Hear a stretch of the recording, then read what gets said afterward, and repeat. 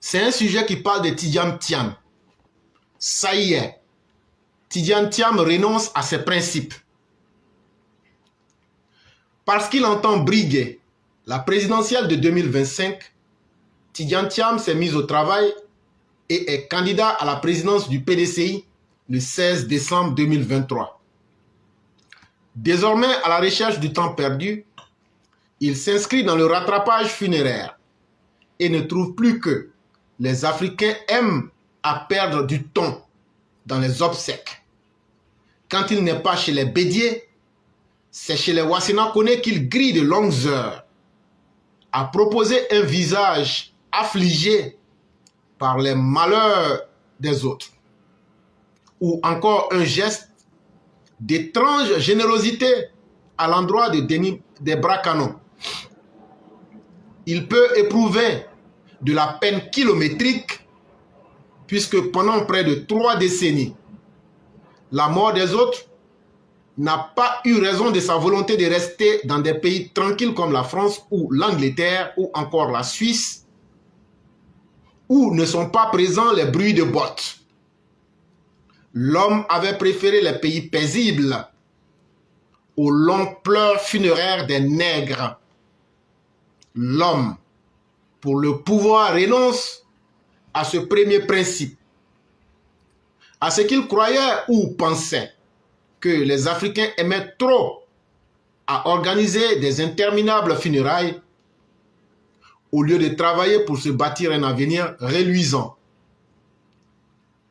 Le deuxième principe est que Tidjane Thiam reçoit et accepte sans déplaisir les appellations successives de champion, chef, de first, number one. Lui pour qui les appellations comme le Woody, le brave Tchè étaient une forme déplaisante du culte de la personnalité. Le troisième principe est d'accepter désormais que les Africains soient assistés et entretiennent le réflexe de la main tendue. La preuve, Tidjane Thiam se dit prêt à prendre en charge tous les arriérés de cotisation, non pas d'un ou de deux, mais de tous les secrétaires généraux des sections et de tous les délégués, ainsi qu'à soutenir les membres du bureau politique au cas par cas. Bref, les arriérés de cotisation des votants venant d'un capitalisme, ce geste portant un nom. C'est simplement de l'achat de conscience qui consiste à rendre redevables des personnes dont on a besoin des voix. Le candidat tente de se tropicaliser et ses épanchements, sa générosité cousue de fil blanc. Un capitaliste, un financier ne donne jamais ni de son temps ni de son argent. Il ne s'investit pas, il investit simplement et toujours. C'est un article tiré de Pouvoir Magazine. On va dire ça en français simple là. Bédier est mort, Kone Wasséna est mort, Denis Debra-Kano est mort. Bizarrement, Tidjane Thiam trouve que 2023, c'est le beau moment de venir pour être président en 2025.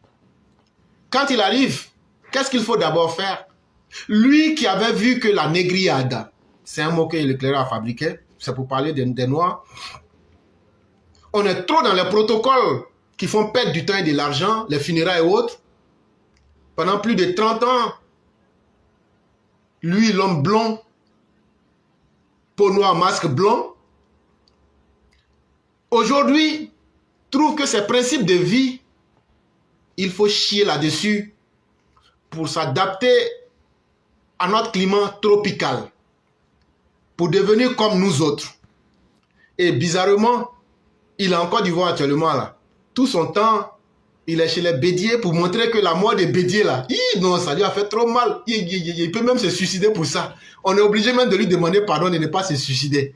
Après encore, il va chez les Wasséna encore. Il dit, Wasséna, non, c'était pas le moment de mourir. Et là encore, quand il va là, il serre son visage pour dire, la mort de Wasséna m'a fait mal.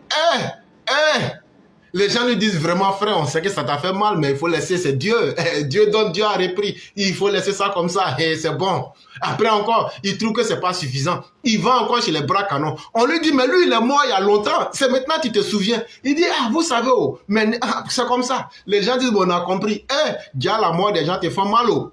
Donc, actuellement, là, il n'y a pas quelqu'un qui ressent les douleurs des morts comme Tidjane Thiam.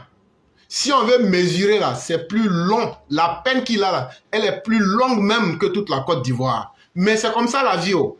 Ce qu'il ne voulait pas faire depuis 30 ans là, c'est maintenant que ça se réveille dans son corps. Il veut maintenant montrer qu'il est ivoirien. Il veut montrer que lui il est proche des gens. Il veut montrer maintenant que lui il a une volonté maintenant de changer. On le regarde, on dit, tout ça là, tu es en train de faire tout ça là. Oh. Nous on te regarde. Mais pour nous là, on sait qui tu es. C'est comme un garçon qui s'en va chercher femme. Hey, même si le village doit se cotiser là, on va te payer un pantalon, on va te payer un tricot, on va te payer un soulier. Mais ce n'est pas ton aspect des jours ordinaires. Ça on le sait. On sait que tu es en embuscade. Mais l'homme ne s'est pas limité à ça. Ce qui est très honteux comme comportement, un homme de son âge qui transforme son comportement est un homme instable, un homme indigne, en qui il ne faut pas du tout faire confiance. Alassane Ouattara n'a pas eu besoin de se transformer. Alassane Ouattara n'a pas eu besoin de se déculotter de cette façon-là pour qu'on dise qu'il a changé. Il est toujours resté digne, droit. Ça veut dire que si vous votez quelqu'un qui adapte son comportement en fonction des événements, il va vous trahir. Et donc là, chers Ivoiriens, prenez ce que je suis en train de vous dire aujourd'hui.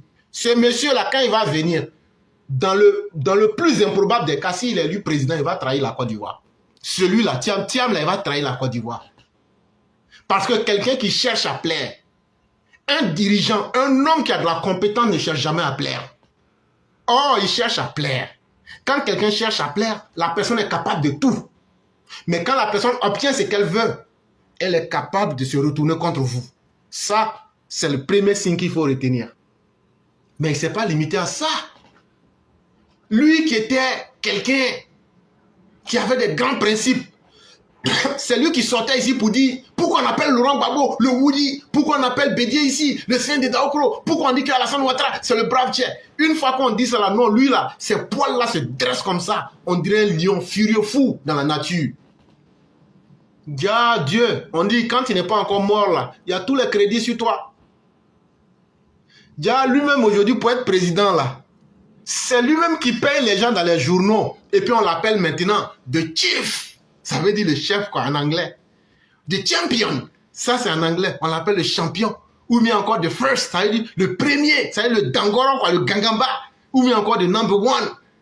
Pour lui-même là c'est le nom anglais, il prend hein? Champion, chief, first, and number one. Donc là c'est le nom lui-même là, il faut pas nous vendre aux anglais oh, de toute façon. Et donc lui, il n'est même pas encore devenu quelqu'un. Il n'est même pas encore devenu chef de parti. Il n'est même pas encore devenu planton d'un parti politique. On l'appelle déjà de champion, de chief, de first, de number one. Donc là, ça veut dire que quand on appelait notre chef le brave Tchè là, le brave qui termine le film avant que ça ne commence, il s'appelle Alassane Dramane Ouattara. Donc en réalité, tu étais jaloux de lui. Tu étais jaloux du boudou de maman. Tu étais jaloux du sphinx de Daokro. Celui-là même qui ne devrait pas mourir, qui renaissait de ses cendres. Ça là, on parle, mais c'est Dieu qui est plus fort que nous tous ici. Voilà, aujourd'hui, tu es en train de manger ton caca. Ce que tu as reproché aux autres là, toi-même, tu viens de commencer ça. Et donc, ça veut dire que tout ce qu'il a reproché comme défaut à Ouattara, tout ce qu'il a reproché comme défaut à Bédié, tout ce qu'il a reproché comme défaut à Laurent Gbagbo là, quand lui-même il va revenir là, il va refaire les mêmes choses. Et même pire. Il n'y a pas quelqu'un qui soit sans défaut. Je vous ai dit que c'est quelqu'un qui va trahir les Ivoiriens. Mais je vous dis, il sera la somme des méfaits, la conséquence logique des méfaits de tout ce qu'il a critiqué, ça sera Tidjane Thiam. Tout ce qui est mauvais chez tout ce qu'il a critiqué, Bédié, Oufoué, Gbagbo, Alassane Ouattara, tout cela, lui seul là, il va prendre tout leur mauvais comportement là, et puis il va faire ça devant vous. Et quand vous allez parler, il va dire, ah, mais je suis le petit-fils de Félix Houphouët-Boignon. Et puis ça va pas aller quelque part. Mais il ne s'est pas encore arrêté là. Il allait plus loin.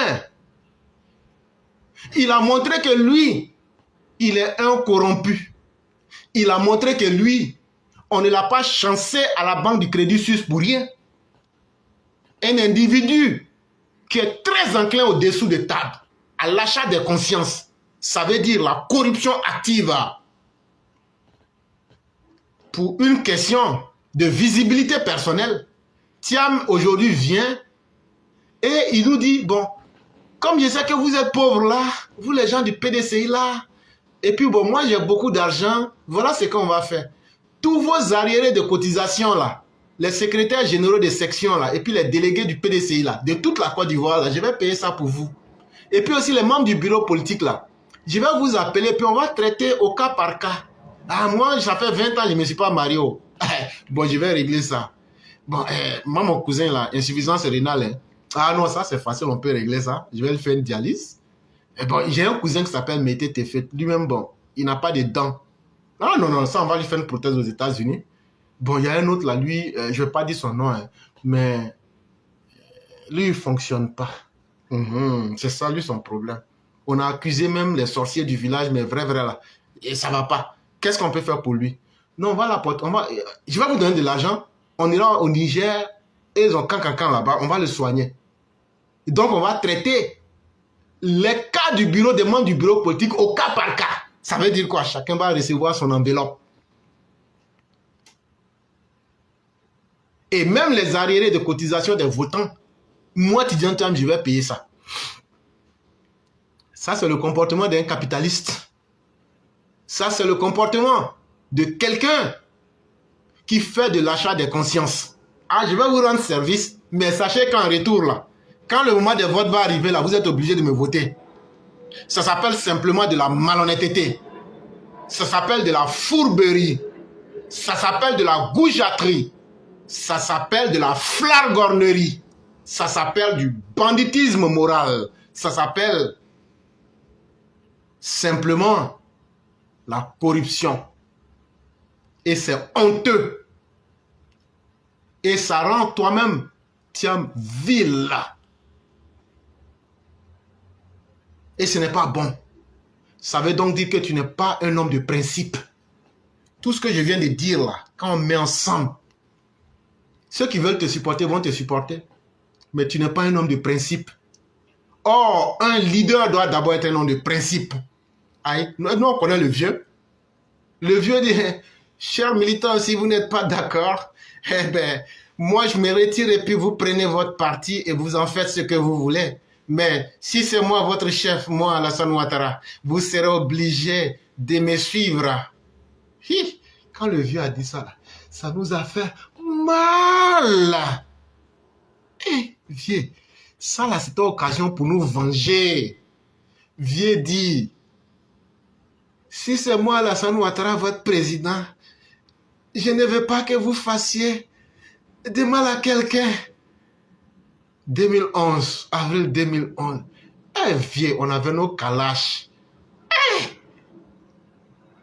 Si c'est pas un homme de principe, là, il n'y a pas un garçon qui peut dire à un autre garçon qui a kalash en main, il faut laisser ennemi. Mais c'est vieux là qui a pu nous maîtriser. Mais actuellement, là, la douleur là, coule dans notre sang comme ça. Nous, on cherche occasion pour nous venger des gores. Les gores, là, on ne s'amuse pas avec vous. Hein. Si on vous attrape, même votre spermatozoïde là, on va chercher ça dans le musée des histoires de l'humanité, on ne va pas trouver. Tellement on a envie de nous venger contre vous.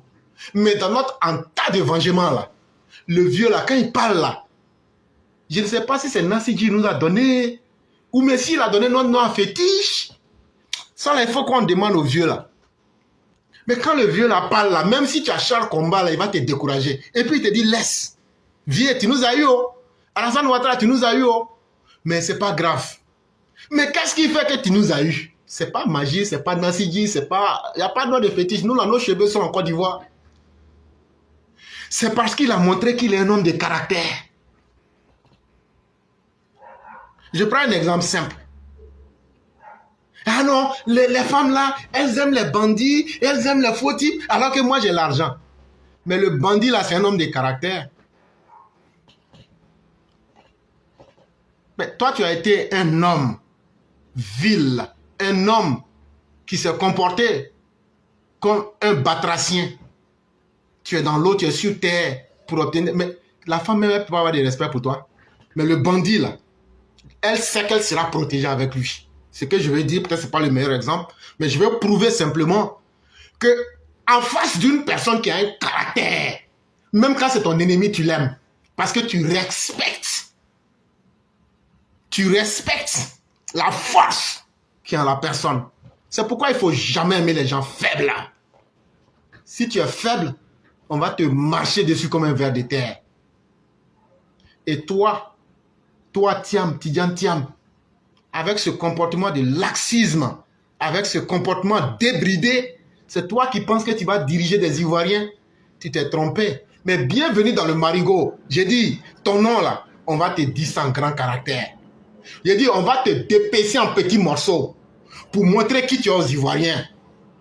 Voilà un individu tellement indigne. Il a pris des gens pour faire des enquêtes sur ses propres collaborateurs parce que ceux-ci étaient plus compétents que lui au Crédit Suisse.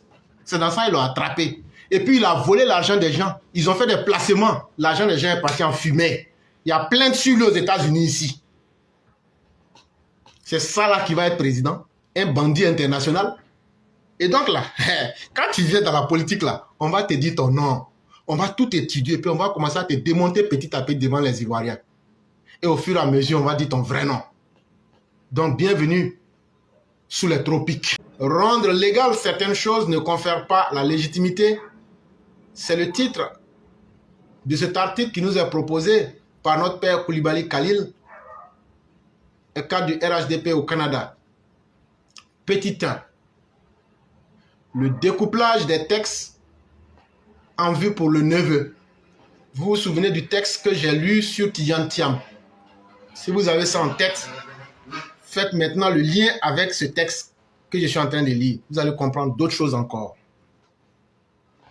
Monsieur Bredoumi Kouassi, porte-parole du PDCI, plaide pour l'ouverture des candidatures à tous les prétendants au poste de président du PDCI en demandant le découpage de l'article 41 des statuts qui fixent les conditions d'éligibilité, notamment à au moins 10 ans en tant que membre du bureau politique, et pour permettre au neveu Thiam, devenu membre du bureau politique seulement le 6 mai 2023, d'être éligible.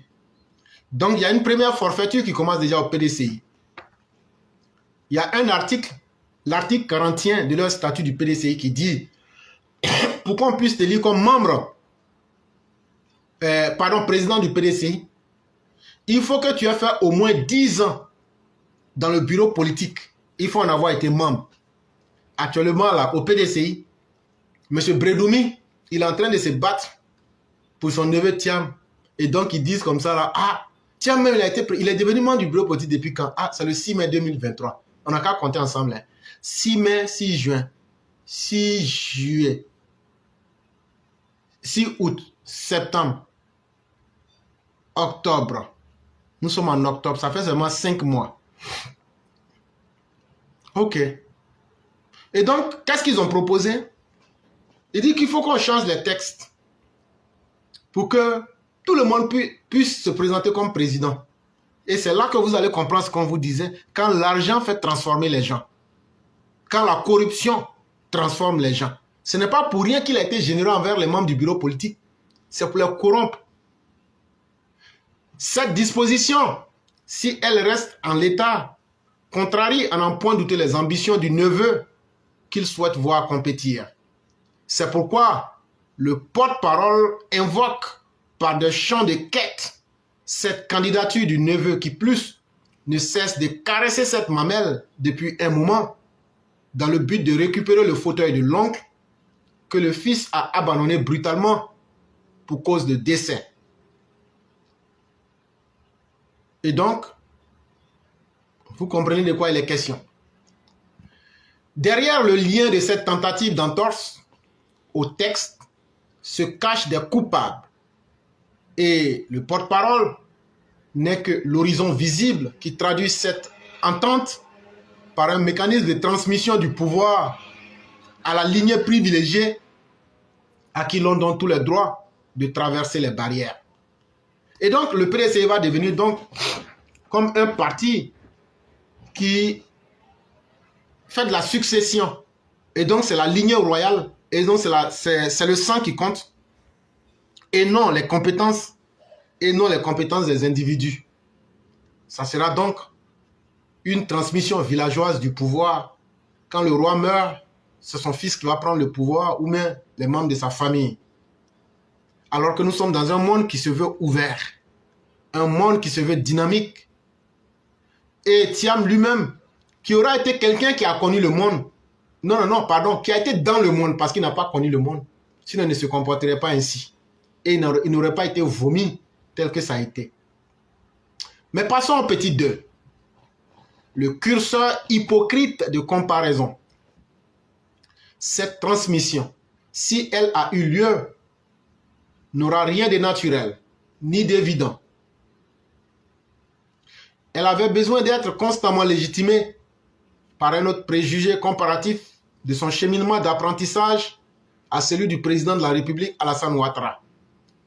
Sur ce sujet encore, le curseur de comparaison entre un économiste, banquier central, monétariste de surcroît qui totalise 2 grandes périodes d'expérience, une de 1968 à 1988, une autre en tant que directeur général adjoint du FMI de 1994 à 1999, à un directeur général de private banking en Suisse de 2015 à 2020,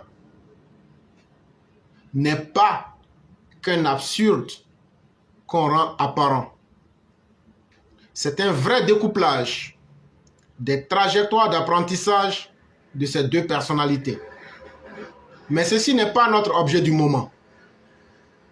Dès lors, il faut chercher à reconnaître les attentes du porte-parole M. Brédoumi Kouassi, à les comprendre et à les gérer à travers le prisme de la fabrication esthétique du neveu, que l'on tente de présenter comme le modèle parfait pour son organisation politique afin de reconquérir le pouvoir d'État, est dans l'ordre d'une succession qui ne devrait choquer personne puisque la démocratie le permet.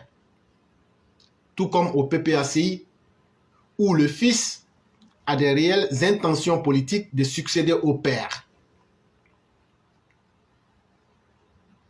Et donc, on ne compare pas 2 choses qui ne se valent pas du tout. 3. L'achat de conscience. Une contre-valeur en démocratie. Pour revenir au PDCI, le besoin émotionnel de ces animateurs se nourrit d'espoir, d'attente, de sensations fortes, en image mentale pour le neveu contre les autres qui semblent défaillir malgré leur résilience au temps morose, pour garder la maison de la détresse pendant 20 ans, un moment où le privilégié fut absent de la scène politique en Côte d'Ivoire. C'est aujourd'hui que des gens comme les Dikaoué, que des gens comme l'homme de Dabakala, j'oublie le nom, Jean-Luc Bion, c'est le moment où ils vont se mordre les doigts. Après tout le sacrifice que vous avez fait au PDCI, aujourd'hui on vient privilégier le neveu. On invoque le droit de succession traditionnelle, alors que pour maintenir la maison qui était en chamboulement, c'était vous qui étiez présent. Et donc chez nous les Ivoiriens, on dit, on vient de vous dire votre vrai nom. Le schéma qui leur est proposé pour certains des élus locaux est celui de la dépendance au neveu qui n'a aucun ancrage politique, qui ne s'est jamais confronté à un baromètre sociologique, ni tenté de reconnaître sa propre mesure populaire en dehors du champ politique virtuel. En tout cas, s'il est populaire mais il est important, nous on n'a jamais vu son importance. Il n'a jamais apporté quelque chose que les Ivoiriens peuvent toucher du doigt pour dire quand Thiam, voilà ce que Thiam a apporté. On ne le connaît même pas. C'est sur les réseaux sociaux. Il paraît là-bas qu'il est populaire, comme Soro Guillaume. Qu'à cela ne tienne, la valeur en politique ne doit pas être mesurée par la popularité en ligne mais par la construction d'une réalité sociologique à partir du terrain, bâtie sur la reconnaissance du peuple en sens ou en signification dans un combat politique. Si cela est bien mené, le dividende est l'attention naturelle que l'on mérite des autres. Un politicien, c'est comment il se comporte avec le peuple. Quel est l'avantage qu'il peut donner au peuple? Cela crée naturellement une confiance dans le peuple. Et c'est ce qu'on appelle la réalité sociologique. C'est ce qu'on pourrait appeler aussi un capital politique. Et une fois que un politicien, tu as un capital politique sur du concret, c'est ce qui fait ta valeur politique dans une république. C'est en cela que le président de la République, Alassane Ouattara, est devenu la priorité des Ivoiriens qui avaient été brimés. Et Félix Houphouët-Boigny, pour avoir amené son pays à l'indépendance. Mandela pour sa lutte contre l'apartheid et non le contraire par l'achat des consciences. Et donc, ce que je viens de dire là, pour obtenir un capital politique, ça ne se fait pas dans le vide. Si Félix Houphouët-Boigny a eu la reconnaissance de toute une génération d'Africains, c'est parce qu'il a aidé son pays à libérer l'Afrique de l'AOF, l'Afrique occidentale française, avec bien d'autres personnes, à travers le Rassemblement démocratique africain. Vous voyez, quand je dis PDCI, je n'aime pas ajouter RDA dessus, parce qu'ils sont loin de mériter le RDA. Mais quand je parle du RDA, je parle d'une idéologie vraie, qui était une vraie idéologie africaine. Ceux qui sont des vrais Africains doivent savoir, le RDA seul suffit. On ne peut pas arrêter un soldat ivoirien au Mali. On ne peut pas arrêter un soldat malien en Côte d'Ivoire. On ne peut pas arrêter un soldat ivoirien au Burkina. Le RDA seul signifie. Mais cette nouvelle race d'Africains, eux ne savent pas qui ils sont. Eux pensent que ce sont les émotions, leur panafricanisme là.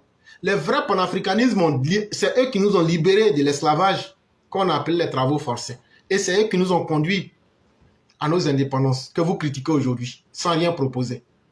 C'est de cette même manière que Alassane Ouattara, quand un peuple était brimé, il a pris le courage et le risque historique de s'arrêter pour dire « je vais être votre garant ». C'est ça qu'on appelle de la crédibilité.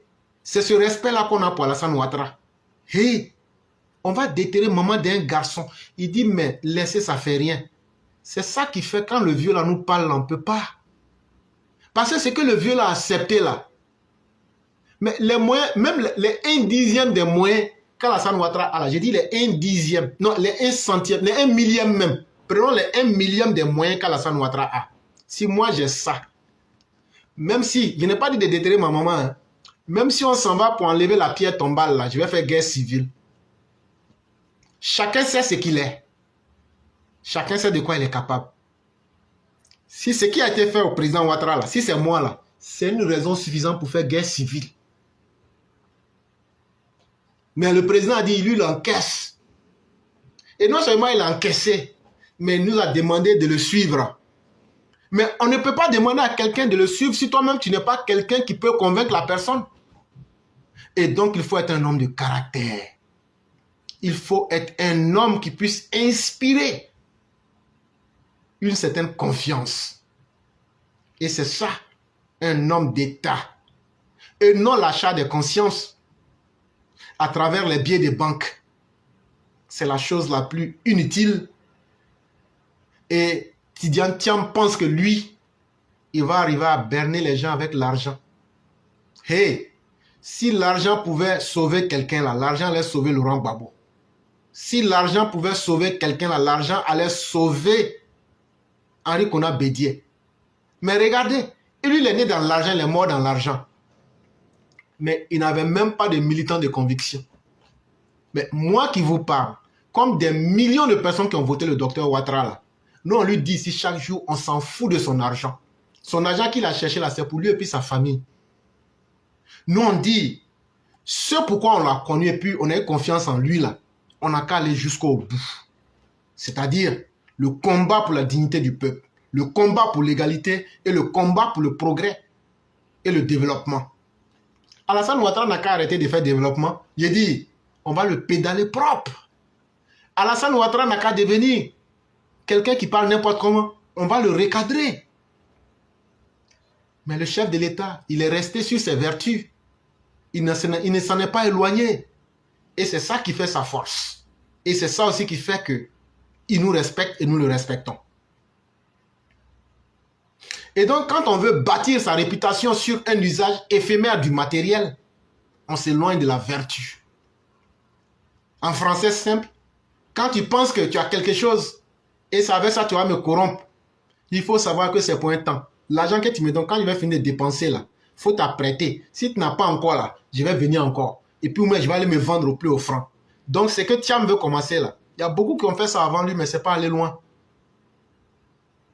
L'appareil politique de l'oncle, qu'il tente de récupérer de cette manière, n'est pas conforme à la règle, sauf à la déformer à son avantage. Et cela sonnera trahison. Trahison de la confiance des fidèles qui croyaient encore au respect des valeurs dans leur parti. On vous avait dit, Guy Kaoué veut se présenter. Lui, il dit non, il y a des gens qui sont en train de le pousser, qui n'a qu'à se présenter. Aïe. Le neveu veut se présenter. Il y a d'autres aussi qui vont se présenter. Ça sera intéressant. Nous, on est là, on vous regarde. Petit 4. Le neveu n'est pas un homme neuf en politique ivoirienne. Nous ressentons le plaidoyer de M. Brédoumi Kouassi comme étant l'expression d'une crainte de voir échapper une chose qu'il tient dans sa main vers d'autres tendances. Cette cuisine interne ne nous intéresse pas non plus cependant. Nous ne faisons que révéler la duplicité au cœur du droit qui est manipulé pour positionner un candidat de la bonne descendance. Si vous n'êtes pas de la famille de Oufoué, si vous n'êtes pas Baoulé, il vous sera difficile d'être candidat PDCI. Et même quand vous êtes Baoulé, il faut encore être de la bonne descendance. Ce n'est pas n'importe quel Baoulé qui peut se lever pour dire je vais être candidat. Oh, que malheur pour ceux qui avaient cru le contraire. Que de malheur pour ceux qui avaient pensé que dans ce parti, le droit allait être quelque chose qui sera à l'avantage de tous. Et bienvenue le temps de votre désillusion. Nous vous regardons. Cette situation annonce un ciel d'orage le 16 décembre 2023 duquel retentira un tonnerre assourdissant pour annoncer la fin de certaines espérances restées muettes dans l'antichambre en attendant leur tour qui ne viendra jamais. Du moins, pas maintenant. Si cela avait été planifié stratégiquement, nous dirions que le neveu a pris de la distance physique pendant longtemps pour paraître toujours mystérieux, précieux à ceux qui croient en ses compétences techniques pour prendre le contrôle de l'appareil politique. Cette pratique de faire croire que l'on est suffisamment occupé, pas toujours disponible, pour répondre présent à tous les appels, fait partie de ce jeu de rareté pour susciter la curiosité. Savoir cultiver cette indépendance attire toujours plus de regard et donc plus d'attention sur sa personne au détriment des autres. Mais souvenons-nous, le neveu Thiam n'est pas un homme nouveau sur la scène politique en Côte d'Ivoire. Il a fait partie du gouvernement du fils qui n'a pas résisté à la mauvaise gouvernance de 1993 à 1999. Le crash du pouvoir Bédié, comme la fin d'un cycle auquel il a appartenu, fait partie de son bilan. Sa déclaration du 7 août 2020 à la nation n'est pas anodine non plus. Pour effacer ce passé, Tidjane Thiam utilise le jeu du mystère, de l'énigme parce que le secret est une arme de séduction. Elle suscite la curiosité et attire le désir de l'autre vers soi qui s'imagine un trésor à découvrir. Et donc Tidjane Thiam veut se faire passer pour quelqu'un de mystérieux que les Ivoiriens ne connaissent pas. Tidjane Thiam, on te connaît très bien. Le gouvernement incapable, le gouvernement jouissif de Henri Konan Bédié, le gouvernement d'esbroufeur de 1993 à 1999, tu étais là-dedans comme ministre. On a encore ta déclaration du 7 août 2020 à la nation. Et donc, tu as fait partie des personnes qui ont fait sombrer la Côte d'Ivoire dans la médiocrité. Et ça, tu veux cacher ça. Tu dis, non, non, moi j'ai pris mes distances, hein. Je n'étais pas là. Vous voyez tout ce qui s'est passé. Non, non, non. On va te rappeler que tu étais là. Et que c'est vous qui avez été la cause de tous les malheurs. C'est votre incapacité à pouvoir gérer le pays correctement qui a conduit la Côte d'Ivoire à ce qu'elle puisse être dirigée par des militaires qui ont donné le pouvoir à Laurent Gbagbo, qu'il a obtenu dans des conditions calamiteuses. C'est vous qui avez fait ça. Et donc, Tidjane Thiam, tu ne pourras jamais, jamais te dissocier de cette réalité-là en disant non, non, non, ça fait 30 ans j'étais en dehors, je ne sais pas de quoi il est question. Ce que tu as fait, là, on va rappeler et on va dire ça aux Ivoiriens. Et donc, bienvenue en terre ivoirienne. Ceux qui oublient, oublient. Mais comme on le dit, les victimes n'oublient pas. Et on t'attend sur le terrain politique. Petit 5. L'interprétativisme comportemental et les liens en politique. Les raisons de ces apparitions en pointillé participent du concept de la rareté, qui consiste à laisser le soin aux autres de s'intéresser à sa personne en suscitant l'anticipation à découvrir ses talents, creuser la compréhension sur ce qui a façonné sa carrière internationale, plutôt que d'être trop visible sur la scène politique, qui aurait pu aiguiser les rappels sur sa responsabilité dans l'échec gouvernemental de Bédié ou beaucoup d'autres actes que l'on pourrait lui reprocher. Et donc, ce Tidjane Thiam qui veut apparaître comme quelqu'un qui est vraiment très rangé, qui est très classe, ce qu'il oublie là, sa stratégie là, on la connaît. C'est comme souvent, de façon simple, l'offre et la demande. Souvent, on peut bloquer les produits pour que la valeur monte. Et donc, c'est pour susciter un sentiment pour que les autres s'intéressent à lui. Mais toi, tu n'intéresses personne. Tu es un voleur international. Tu es un corrupteur de conscience, comme ce que tu fais actuellement dans le PDCI. Et tu es quelqu'un qui ne s'assume pas. Parce que tes propos, là, tu ne les tiens pas et tu n'as pas de valeur morale. Et donc, là, nous, on te connaît. Et tu as été dans un gouvernement des plus lamentables, celui de M. Bédié. Et ton poste, tu le connais. Et viens nous faire le résultat de ton poste. Et donc, là, c'est ceux qui ne te connaissent pas, qui sont nés en 2022, là. Ils ont 1 an, là, ça y est qu'ils ne te connaissent pas. Sinon, nous, on te connaît. Et on va dire ton vrai nom et puis on va dire ton bilan devant tous les Ivoiriens. Donc, pour nous, là, tu as du vuvuzela politique. Ce que tu ne veux pas qu'on te reproche, là, les échecs que vous avez connus, et puis, Guy Robert vous a chassé du pouvoir, là. On va le rappeler 1 fois, 2 fois, 1000 fois aux Ivoiriens pour dire que tu es aussi un symbole de l'échec et de la médiocrité. Enfin, sans tomber dans un quelconque mimétisme, cette situation inspire que la politique est un jeu d'échecs, avec de l'audace calculée dans les choix de l'homme aux caractéristiques spécifiques, qui peut recéler des qualités insoupçonnées pour rassembler au-delà des militants. Outre les candidatures sans filiation politique, la leçon à retenir de cette analyse est que le passage de témoin pour la présidence peut se faire de l'oncle au neveu, tout comme du père au fils, tant que la règle en démocratie le permet. Il n'en devrait pas être contraignant non plus pour la fratrie, si tous méritent la légitimité des militants. Et donc voilà un parti, quand le père Félix Houphouët-Boigny est mort, on a donné le pouvoir au fils Bédié. Le fils Bédié est mort, on veut donner le pouvoir au neveu Thiam. À vous-même de voir. Seulement, la mauvaise nouvelle est que le temps passe vite et il passe très vite. Oui, bonjour le grand maître. Oui, bonjour monsieur Cléber, comment vous allez? Il y a le rhume. Ok. Moi j'ai une question sur Tidjane Thiam, parce que j'ai causé avec un militant la dernière fois qui m'a exprimé son inquiétude. Militant de quel parti? Militant de quel parti? Un militant du RHD qui m'a exprimé son inquiétude. Donc, je me poser la question. Comme il est à l'écoute, il va écouter la réponse. Il y a certains militants du... Posez la question simplement. D'accord. Posez juste la Il y a question. certains... D'accord. Est-ce que Tidjane Thiam peut être un danger pour le président Alassane Ouattara? Parce que certains disent qu'ils ont le même profil.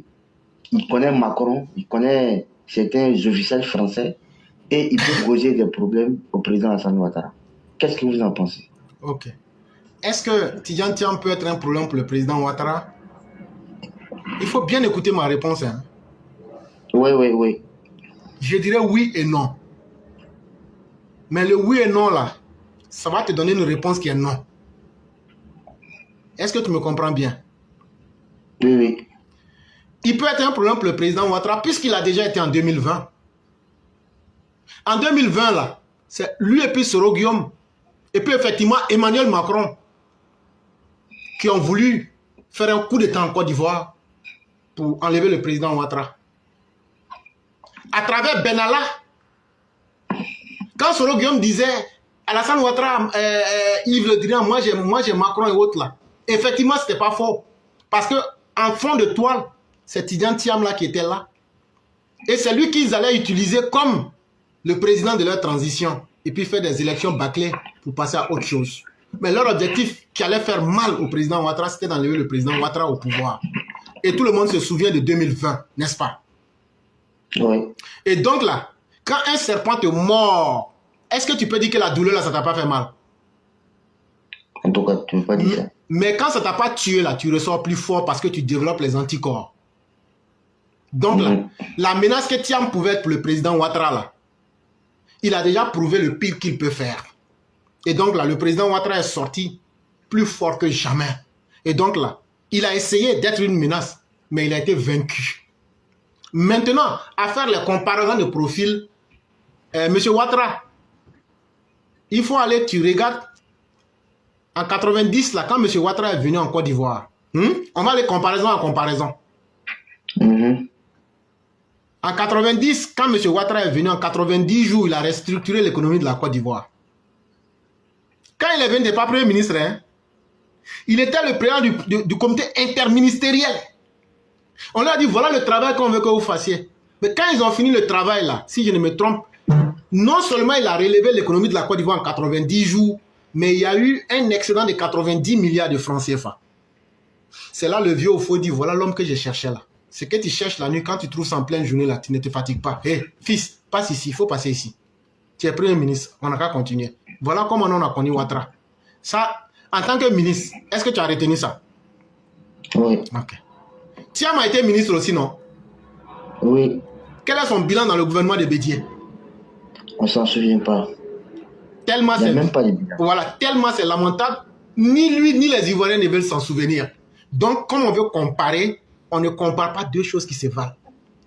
De 1994 jusqu'en 1999, Alassane Ouattara a été directeur de plusieurs institutions internationales. Mais il n'y a aucune institution internationale qui a fait faillite. Tu vois là où je vais en venir? Oui, je vois. Ok. Et après ça, il allait être le directeur général adjoint du FMI. Que des éloges. Tous les pays où il a servi à partir, que des éloges. Mais en tant que banquier, le Crédit Suisse, quelle a été la fin du Crédit Suisse? Échec total. Scandale à l'appui. Et je t'ai dit qu'il a même une plainte sur son dos dans un tribunal fédéral de New York ici. Ah bon? Oui. Parce qu'ils ont fait des placements d'argent sans informer les propriétaires de l'argent et ils ont fait perdre les argents des gens. Et donc, il y a une plainte fédérale sur la tête de Thiam. Et donc, on ne peut pas comparer la nuit et le jour. Si on prend leur métier là, lui n'était qu'un petit directeur de banque de la Crédit Suisse, un petit directeur de la banque de Crédit Suisse. Moi-même, j'ai des parents qui sont directeurs de banque.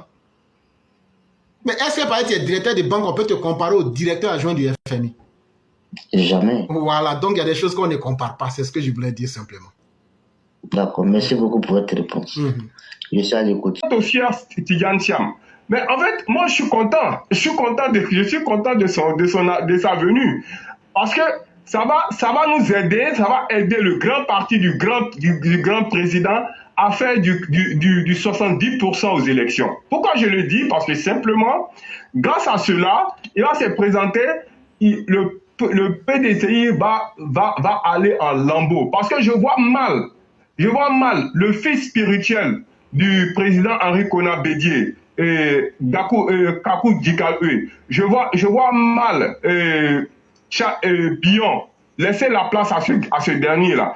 Et je vois mal aussi Aoussou Jano, qui a toujours resté le cœur au PDCI, laisser la place à ce monsieur-là. Donc, le PDCI, il y aura le PDCI de la famille Oufoué, et il y aura le PDCI des gens de l'Ouest, il y aura aussi le PDCI de Bion et compagnie. Donc, je pense que c'est une très bonne chose pour nous, qu'il soit candidat. Mais vraiment, là, comme tu l'as dit, bienvenue sous les tropiques, parce que nous, là, on ne va pas le laisser. On va lui dire, parce que là, il est venu, il va rentrer dans la gadoue, il va comprendre ce que c'est que la politique. Tout le monde n'est pas Alassane Ouattara. Hein. Ce n'est pas parce que tu as travaillé dans une banque privée que tu vas te permettre de croire que toi, tu vas venir.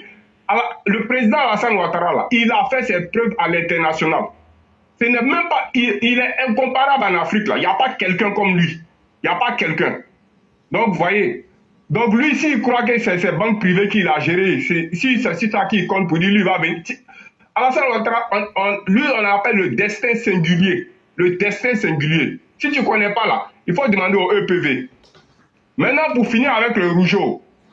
Rougeau, ton concert, là, ça n'a pas été reporté Chinédien. Hein? Ça veut dire que tu ne vas pas faire de concert à Abidjan. C'est ça qu'on t'a dit. Ta tête rouge de Margua, là, il faut aller te présenter chez les Russes. Eux, ils ont besoin de toi. Merci mon grand-oncle, je reste à l'écoute.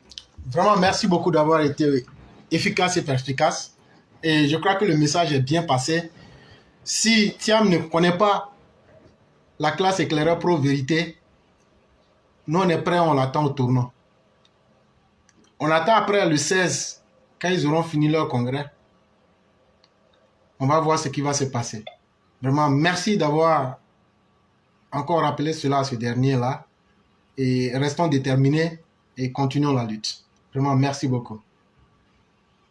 Ok, merci beaucoup mon grand-oncle, je reste à l'écoute. Excellente soirée à vous. Merci. Merci toi aussi.